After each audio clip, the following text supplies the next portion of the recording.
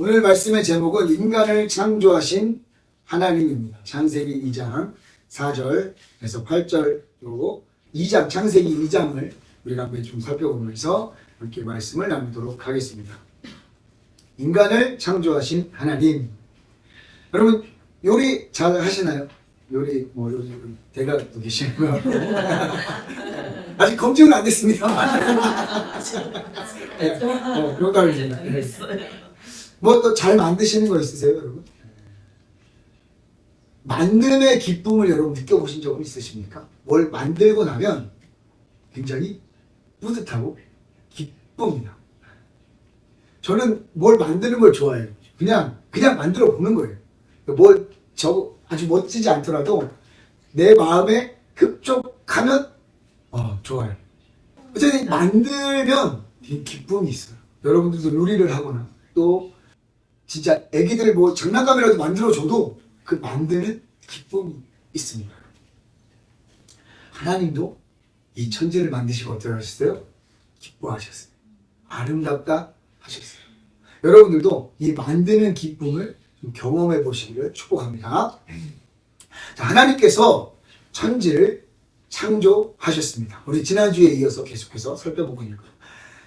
태초에 하나님이 천지를 창조하십니다. 창조에 관해서 이야기할 수 있는 분은 하나님이 유일합니다. 이 이야기인 즉슨 창조의 능력은 오직 여호와 하나님께 있다는 거예요. 우리 피조물들은 그것을 인정할 수밖에 없어요. 그리고 인정해야 해요. 그런데 문제는 인간만 그것을 인정하지 못하고 있는 사실. 그러나 우리가 하나님을 알고 또 말씀을 읽다 보면 그것이 사실이다. 하나님만이 창조의 능력을 가지고 있다라는 것을 우리는 인정할 수밖에 없게 될 것입니다. 여러분, 많은 간증을 들어보면 하나님을 깊이 만나고 기도원에서 또는 교회에서 나오다가 나뭇잎과 새들이 찬송하는 그런 모습을 봤다는 그런 은혜를 경험했던 사람들이 많이 있어요. 새가 지저귀는 것, 바람이 부는 것, 그 바람에 나뭇잎이 내는 소리조차 하나님을 찬양하고 있다. 이렇게 은혜를 받으신 분들이 많이 있어요. 그런데 가만히 봐도, 우리가 자연을 봐도 정말 놀랍게도 하나님이 정말 하나님이 아니면 어떻게 이렇게 해놓을 수 있을까? 이런 생각을 가끔은 하게 되죠.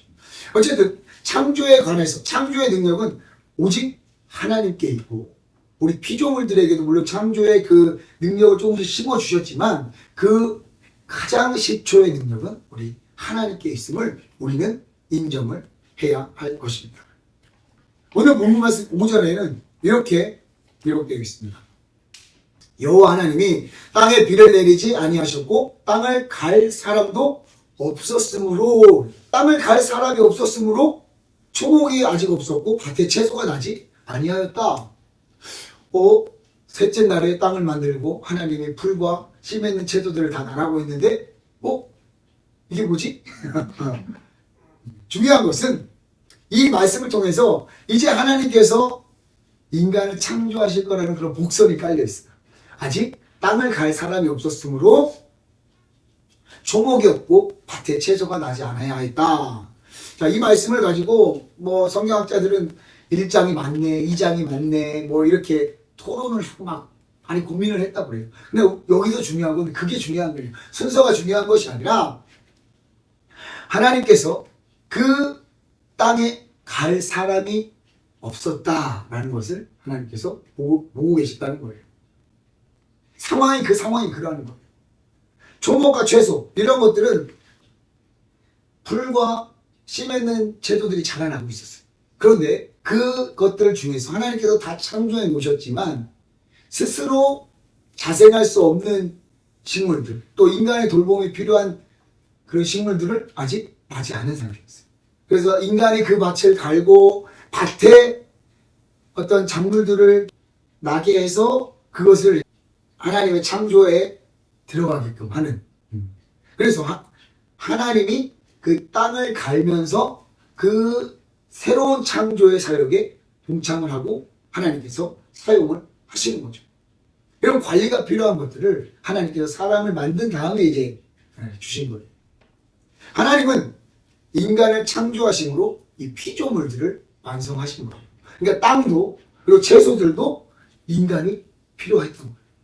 그래서 하나님께서 인간을 만드시니까 땅과 또 많은 다른 피조물들이 도움을 받고 피조물들에 관해서 하나님께서 이 모든 천지 만물을 인간을 창조하심으로 완성을 하신 겁니다. 하나님께서는 오늘 7절에 보니까 여호와 하나님이 땅의 흙으로 사람을 지으시고 아주 명확하게 나왔어요. 사람을 어떻게 만드셨는지. 하나님은 인간을 창조하심으로 피조물을 완성하셨는데 땅의 흙으로 사람을 지으셨어요. 이 땅의 흙이라는 것은 원어로 보면 먼지예요. 먼지. 그냥 하나님께서 땅을 이렇게 만드셨고 그 땅 안에 있는 그런 땅에 있는 먼지들 또 흙을 직접 가져서 사람을 지으시고 이 짓다라는 히브리어는 야차르라는 그런 단어인데 형성하다 그리고 특별히 토기장이가 그릇을 만들 때 그럴 때 쓰는 단어라고 해요. 그러니까 지으셨다 이 말은 다른 성경에 그리고 그 당시 히브리 말로는 토기장이가 그릇을 지을 때 쓰는 단어예요. 우리가 하나님께서 직접 손으로 빚으셨다는 의미가 바로 이것 때문에 그래요. 토기장이가 그릇을 빚듯이 하나님께서 흙으로 사람을 직접 지으셨어요. 손수 하나님께서 지으셨다는 거예요. 다른 것들은 어떻습니까? 우리 창세기 1장 보니까 어떻게 해요? 이스라, 나라, 땅아, 채소를 내라, 번성해라 하니까 그대로 됐어요. 그러나 사람은 하나님께서 지으셨다는 거예요. 그리고 또 신기한 것은 7장 후반절에 보니까 그 코에 불어넣으셨다. 뭐를요? 생기를 그 코에 불어넣으셨다. 이 사람이 생명이 된지라. 생명이 된지라. 여기서 이 생명이 된 자, 이 생기를 불어넣어 주셨어요. 생명의 기운이라고 영어 성경에는 표현이 되어 있더라고요. 하나님께서 그냥 흙인 그런 우리말 소위 말해서 옛날에 우리 체력으로 뭘 만들었던 생명이 없잖아요. 그냥 딱딱한 그런 흙이에요. 그러나 그 코에 하나님께서 생명의 바람을 넣어 주시니 사람이 된 거예요. 호흡이 있게 된 거예요. 참 놀랐습니다. 하나님께서 생기를 코에 직접 불어 넣어 주셨어요. 이것은 하나님께서 사람을 지으실 때 우리의 모양대로, 우리의 형상대로 지으셨잖아요. 그러니까 외형도 하나님의 모습이고 우리 안에 있는 내면도 하나님과 닮았다는 거예요. 자, 얼마나 우리를 사랑하시나. 자기와 너무나도 다 같은 모습으로 만드신 거예요.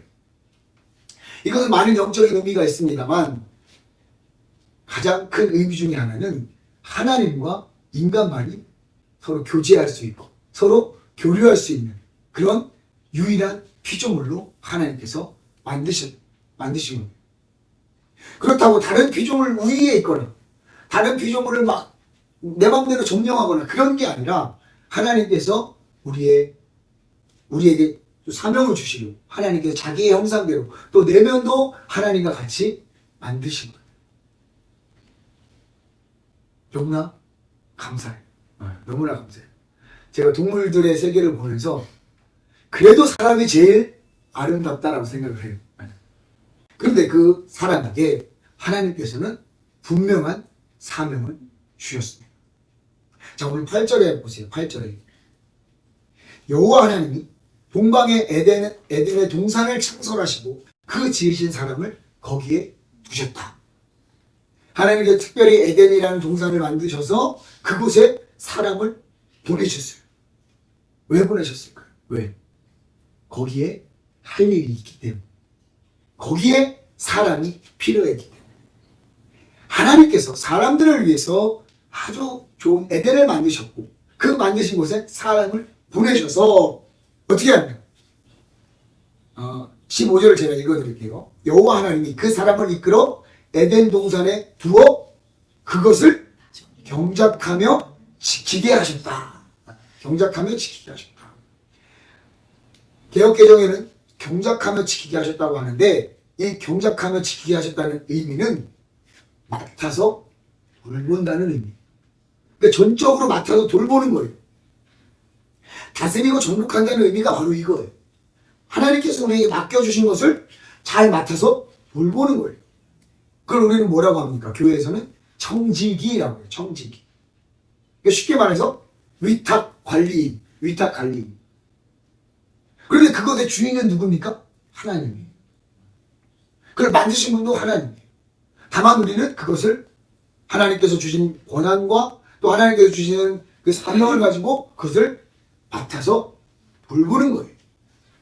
그게 우리의 사명이에요. 자, 그리고 아담에게는 그 피조물들에게 이름을 지을 수 있는 특권을 주십니다. 19절에 제가 읽어드릴게요. 여호와 하나님이 흙으로 각종 들짐승과 공중의 각종 새를 지으시고 아담이 무엇이라고 부르나 보시려고 그것들을 그에게로 이끌어 가시니 아담이 각 생물을 부르는 것이 곧 그 이름이 되었다.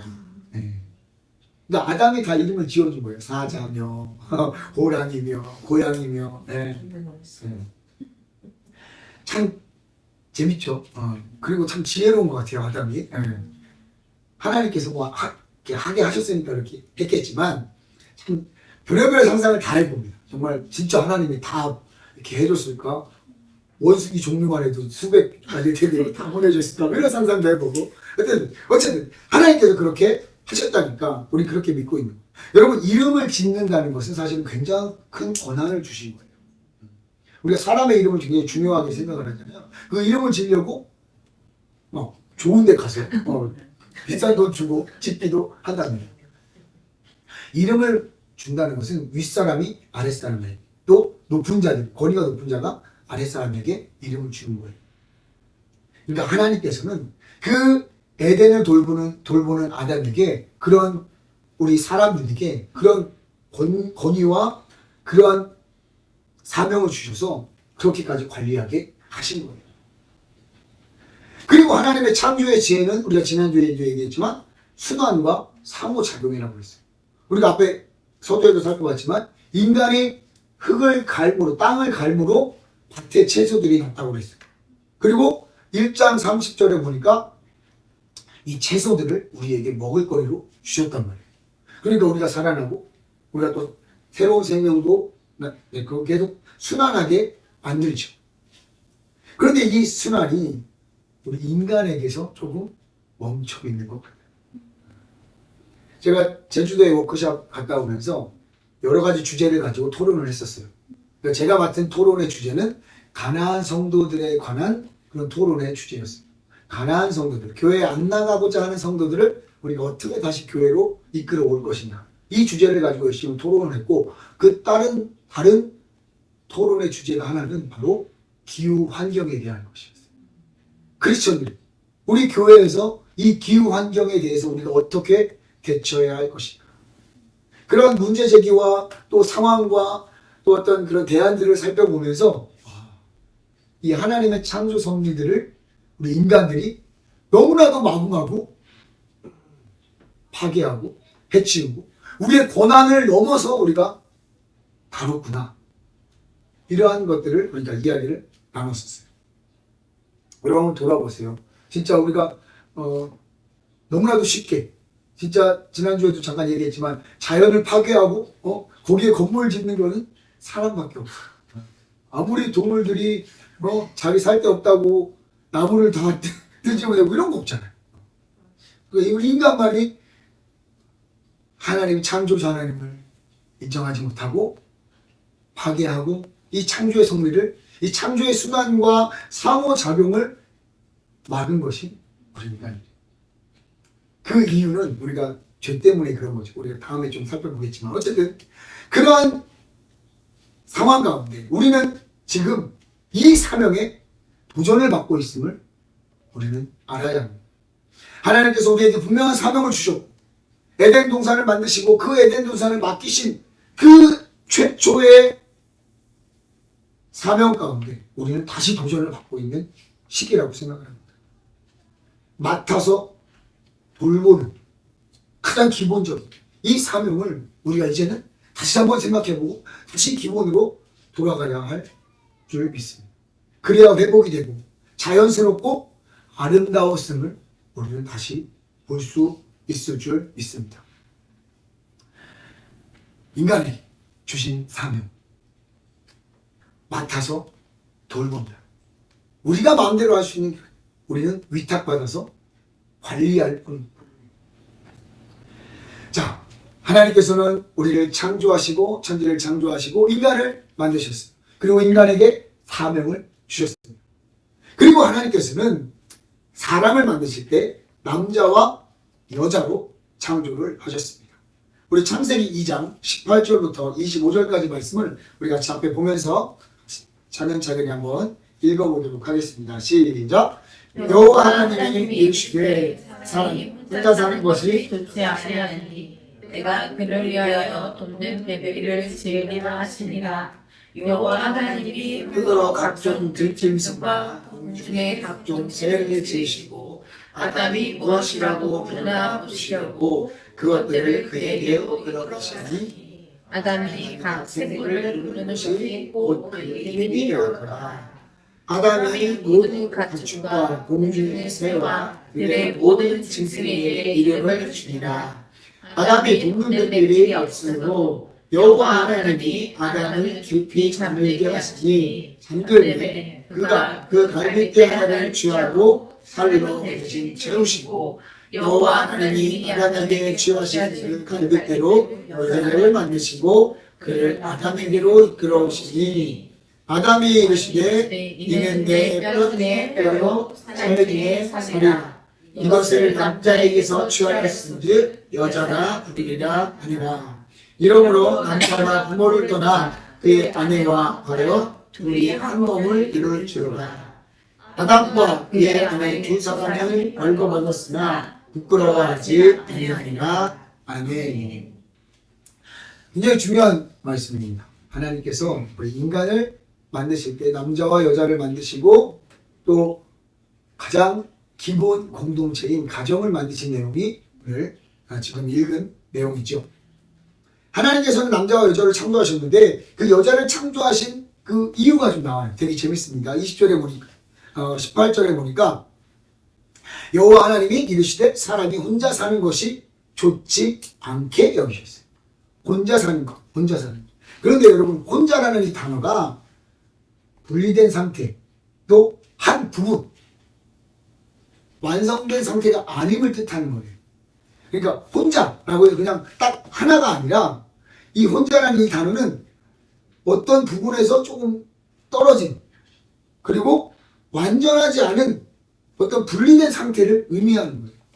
그러니까 하나님께서 이 불완전한 상태를 보시기에 좋지 않게 여기셨다는 거예요. 그래서 하나님은 돕는 배필을 만드셨습니다. 자, 여기서 남자의 무엇을 취합니까?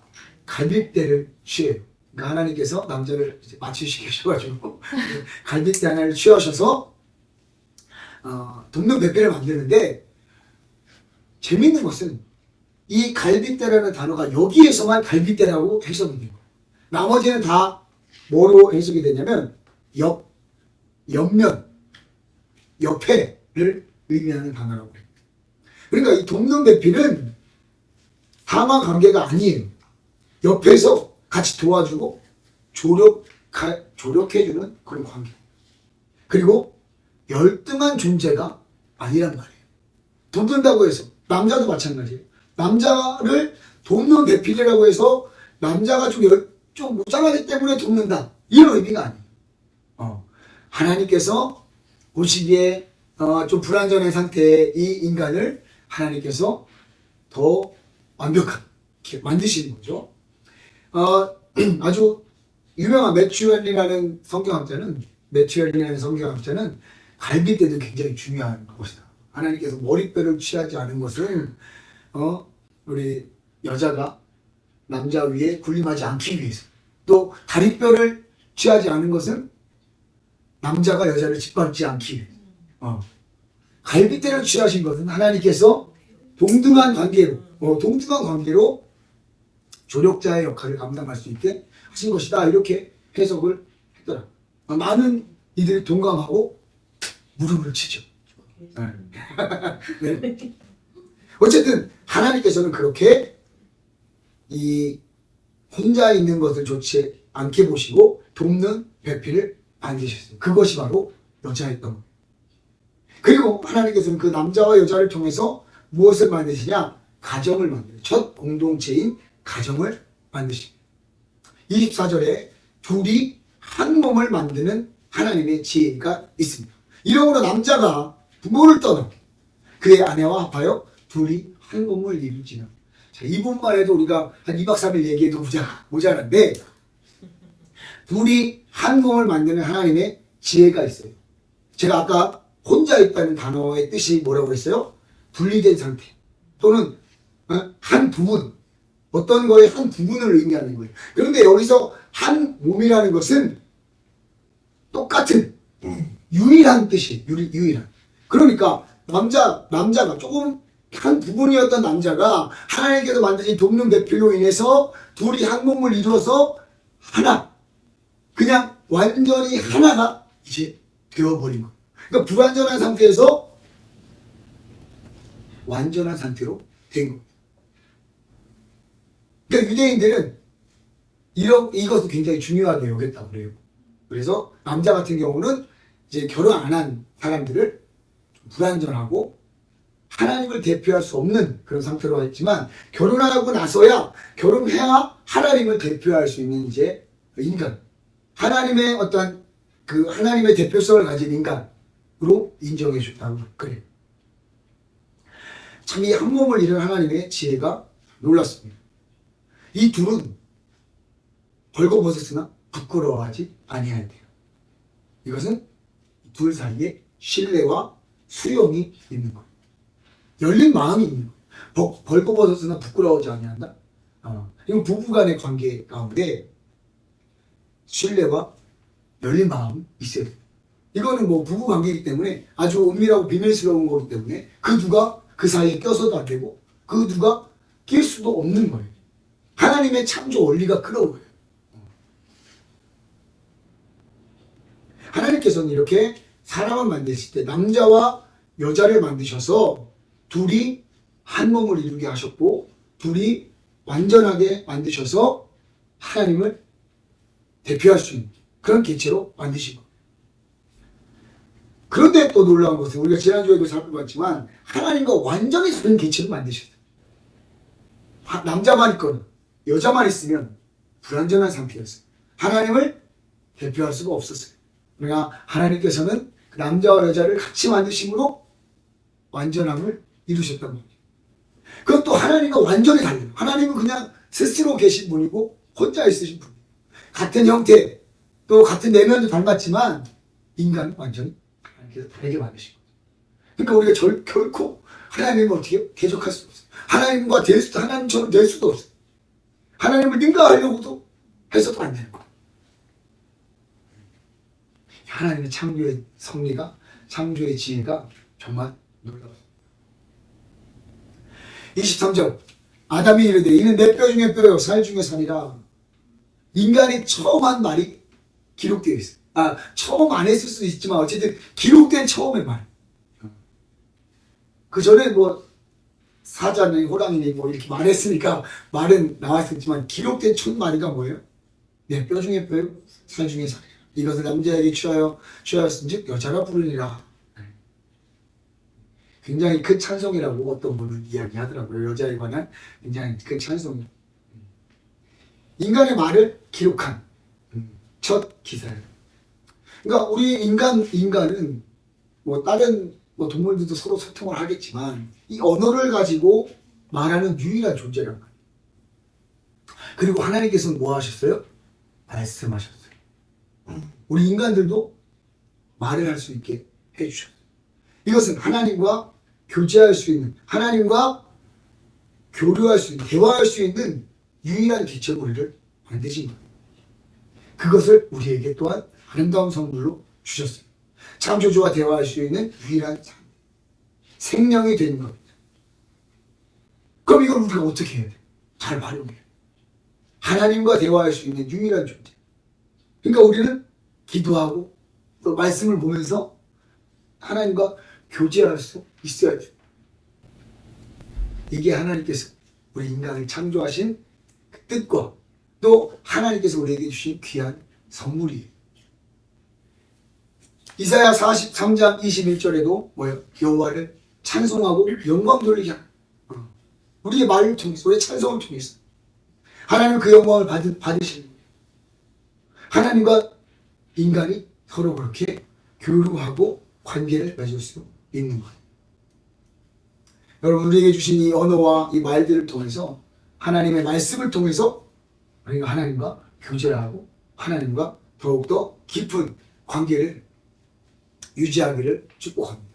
그럴 때 우리가 하나님의 창조의 섭리를 깨닫고 창조의 사명을 알고 우리를 창조하신 그 하나님의 원리를 통해서 우리가 새로운 창조의 그 사역에 동참하고 그 새로운 창조의 사역을 우리가 경험할 줄 믿습니다.